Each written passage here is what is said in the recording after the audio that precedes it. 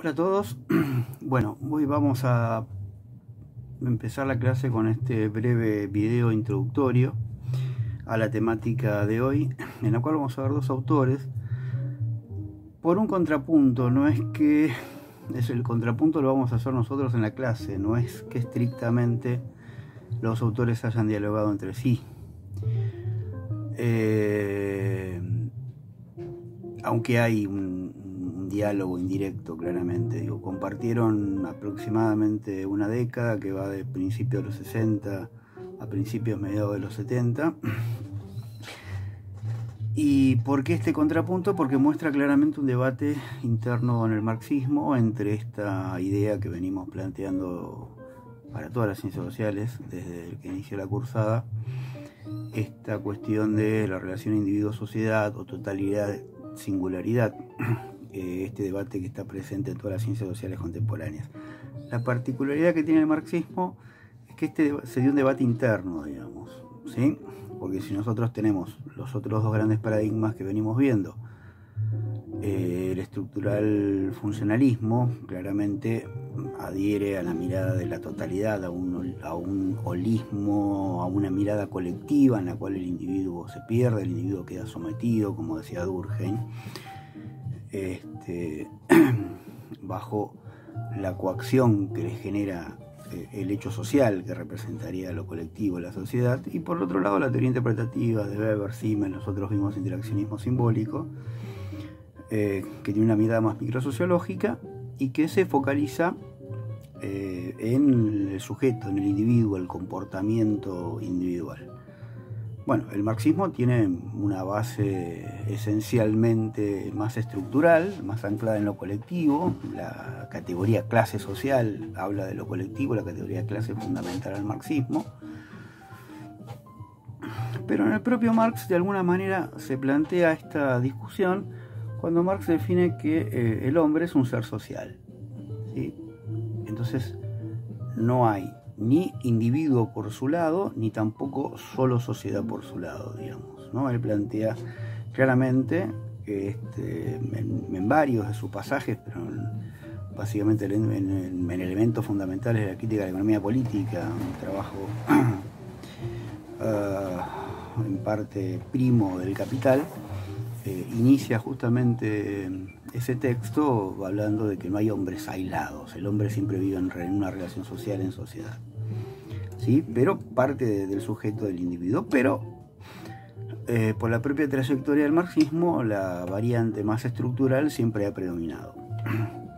Bueno, esta discusión se plantea básicamente por lo que va a afirmar Edward Philip Thompson en toda su teoría. Nosotros acá lo que vamos a ver es el prefacio de un libro paradigmático en la historia de Thompson, que es La formación de la clase obrera en Inglaterra, donde, bueno, rescata la figura del sujeto obrero, individual y con todo su accionar, ¿sí? Y el texto de Poulantzas, que es posterior, pero que es de un Poulantzas es discípulo de Althusser, y en todo caso sí hay un debate ya más puntual y claramente explícito entre Thompson y Althusser. Hay un trabajo de Thompson que se llama Miseria de la teoría,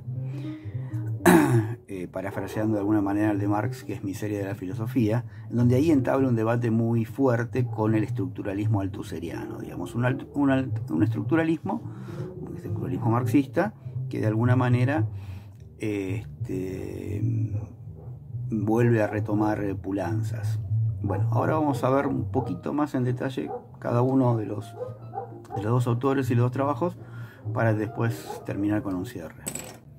Bien, vamos ahora a ver el texto específico de Edward Philip Thompson.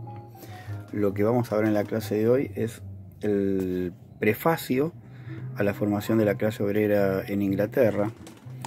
Ustedes también van a tener como bibliografía complementaria el capítulo 6, que es sobre explotación social. ¿Y por qué vamos a ver específicamente el prefacio? Thompson era fundamentalmente un historiador, y como todo historiador hace básicamente trabajos empíricos. Este libro, salvo el prefacio, el resto es todo un trabajo empírico de búsqueda de datos a partir de toda una serie de documentos históricos de cómo él reconstruye el momento de formación de la clase obrera moderna en Inglaterra.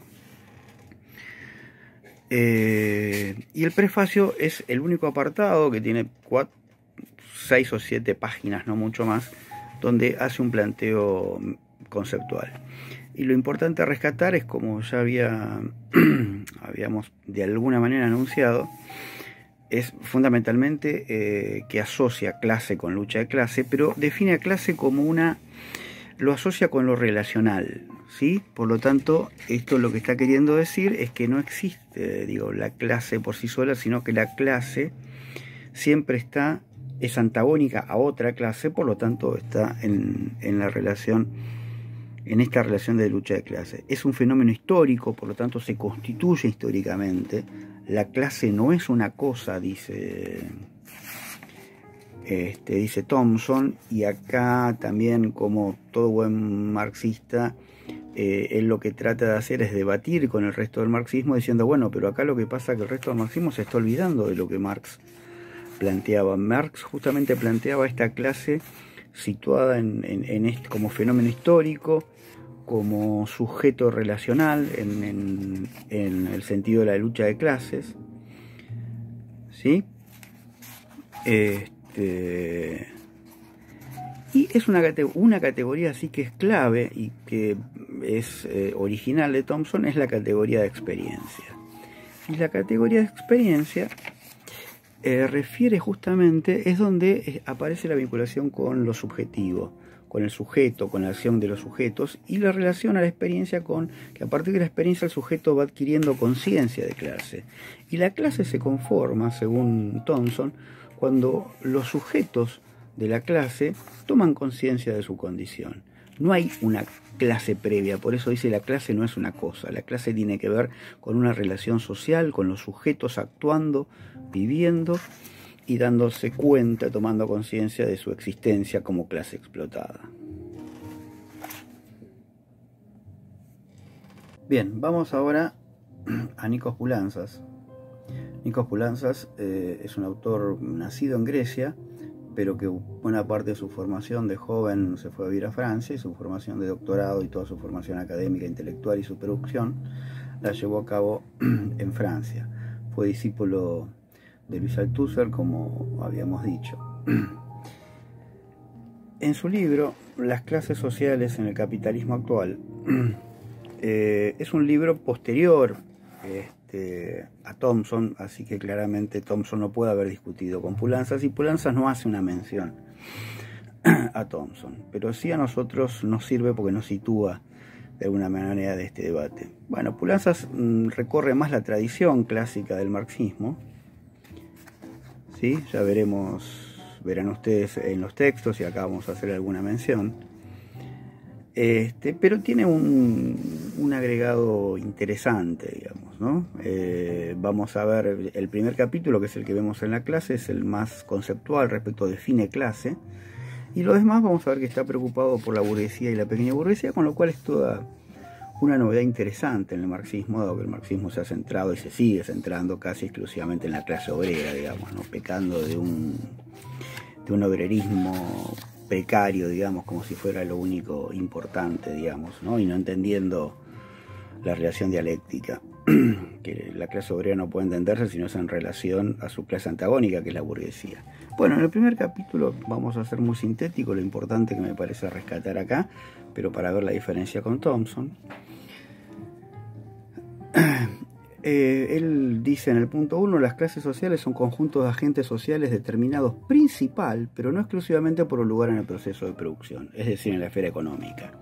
¿Sí? Acá ya vemos una diferencia fundamental.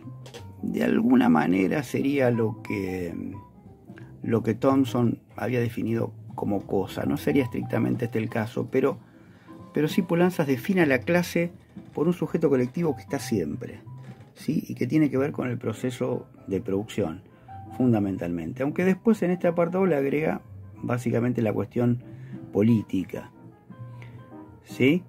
El tema de la conciencia política de la clase, pero no hace nunca hincapié, y la diferencia es que no hace nunca hincapié con el sujeto, ¿sí? Nada que ver con, no aparece para nada la noción de experiencia, ¿sí?